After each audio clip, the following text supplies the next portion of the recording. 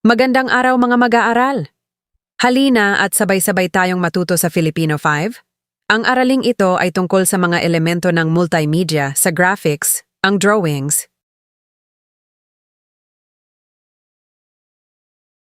Layunin.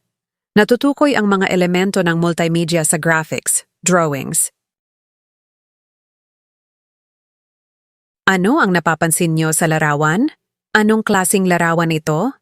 Tama, ito ay isang halimbawa ng drawing. Ano ang pagkakaiba sa dalawang drawing? Alin drawing ang mas nakakatawag ng pansin? Bakit?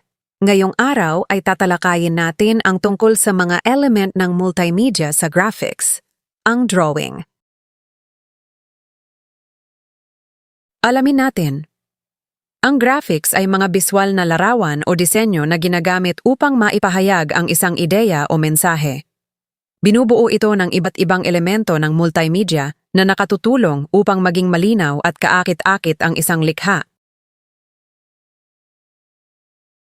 Ang drawing o guhit ay isang larawang iginuguhit gamit ang lapis, krayola, marker, o iba pang kagamitan upang magpakita ng tao, hayop, bagay, lugar, o pangyayari.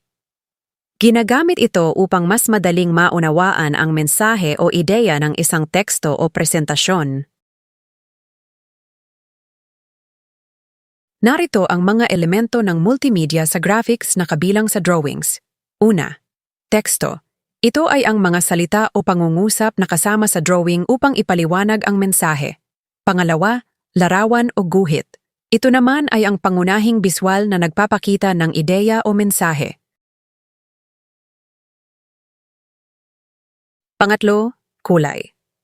Ito ang nagbibigay diin, damdamin, at mas malinaw na mensahe. Pang-apat ay ang linya. Ito naman ang mga guhit na bumubuo sa larawan at nagpapakita ng direksyon o galaw. Panglima ay ang hugis. Ang hugis ay ang mga anyo ng tao, hayop, bagay, o simbolo na makikita sa drawing. Pagmasdan ang halimbawang ito. Sa paggawa ng poster tungkol sa kalinisan, maaaring gamitin ang larawan ng basurahan, berdeng kulay para sa kalikasan, mga salita bilang mensahe, at iba't ibang hugis upang maging mas kaakit-akit ang disenyo.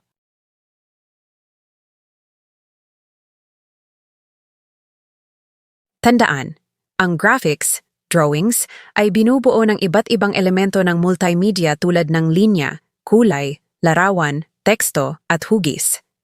Ang mga elementong ito ay ginagamit upang makabuo ng malinaw, kaakit-akit, at malikhaing disenyo na nagpapahayag ng mensahe o ideya.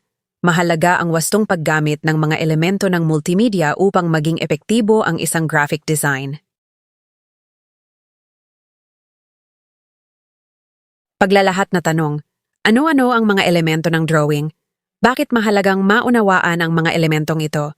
Ang iyong sagot ay maaring ibahagi sa klase. Pagtataya. Panuto. Tukuyin ang elemento ng multimedia, drawing, na inilalarawan sa bawat bilang. Isulat sa patlang ang tamang sagot. Una, ito ang mga salita o pangungusap na kasama sa drawing upang ipaliwanag ang mensahe. Pangalawa, ito ang pangunahing biswal na nagpapakita ng ideya o mensahe sa isang drawing. Pangatlo, ito ang mga anyo ng tao, hayop, bagay, o simbolo na makikita sa drawing. Pang-apat, ito ang nagbibigay diin, damdamin, at nagpapalinaw sa mensahe ng drawing. Panglima, ito ang mga guhit na bumubuo sa larawan at nagpapakita ng direksyon o galaw.